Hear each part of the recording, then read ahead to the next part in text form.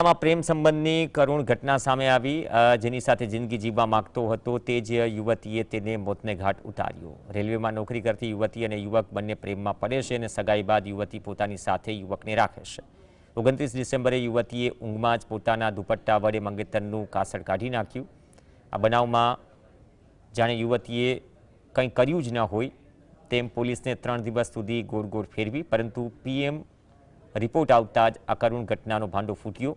हाल समग्र मामले मकरपुरा पुलिस युवती सामे हत्यानो गुनो दाखल करी कार्यवाही करी छे।